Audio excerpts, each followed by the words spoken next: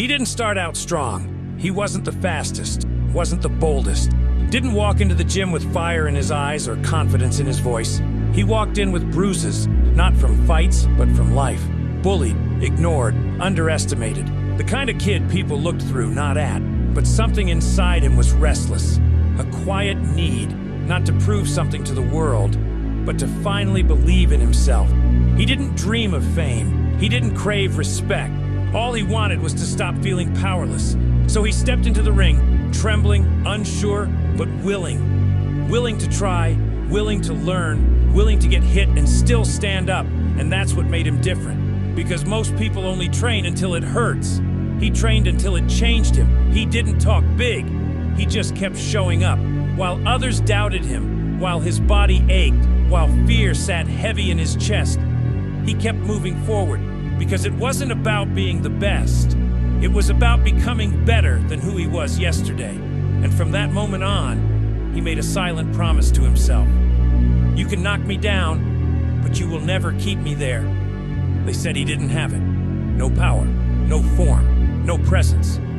They weren't entirely wrong. His punches were sloppy. His stance was stiff. He hesitated when he should have swung. But what they didn't see was the fire growing behind his silence. Because while they measured him by what he lacked, he was building something they never understood. Resilience. He lost. A lot. Fights he could have won. Fights he should have walked away from. Fights that left him on the floor, gasping, dizzy, broken. He didn't walk out of those matches with belts. He walked out with bruises, taped ribs, and a deeper hunger than before. And the craziest part? He welcomed it. Not because he liked pain, but because he trusted it. Pain was honest. Pain didn't lie like the crowd. It told him where he was weak and dared him to come back stronger. He watched others rise fast and burn out faster. They had talent, but no staying power. He didn't want to rise fast. He wanted to rise forever. That's why every time they knocked him down, he didn't hesitate. He hit the ground, but he didn't break. He stood, slower at first, but with more purpose, with more clarity, with the weight of every lesson packed into his fists. You see, most people think the hardest part is falling. It's not. The hardest part is getting up when no one's watching, when no one believes in you, when your own mind whispers, stay down. But he didn't, because standing up wasn't a choice anymore. It was a habit, a lifestyle, a promise to the boy who walked into the gym the first time with his head down and decided that no matter how many times the world dropped him, he'd rise harder. He kept getting back up, but at some point, it stopped being about survival. It became strategy. They expected him to be predictable, a punching bag with heart, someone who'd show up, take the hits, and fall like always. But they didn't notice what was changing beneath the surface. His body was catching up to his will. His reflexes sharpened. His footwork tightened. His punches, no longer hopeful swings, but calculated impact. And his eyes were different now. Not scared, not wide with hesitation, but calm, focused, dangerous. Because when you get knocked down enough times and keep rising on your own, you stop needing approval. You stop chasing recognition. You realize the only voice that matters is the one that tells you to keep moving, even when the world tells you to stop. He wasn't chasing trophies. He was chasing mastery, not perfection, just progress, brick by brick. While the world waited for him to give up, he was learning how to make pain his coach. He studied the fights he lost, rewatched every mistake, tracked every weakness, until those losses weren't setbacks. They were fuel. The body that used to quit on him, now it followed him into war without hesitation. The same people who doubted him started staying quiet, started watching, started wondering how the kid they mocked was now the one they couldn't shake. Because that's what happens when your pain outlasts their opinion. He didn't train for applause. He trained so that when pain showed up, he was already waiting. And when he stepped into that ring, they finally saw it. He wasn't just the guy who stood up every time he fell. He had become the one they couldn't knock out anymore. He doesn't chase the spotlight. He doesn't need the cheers. He walks into the ring the same way he walks through life.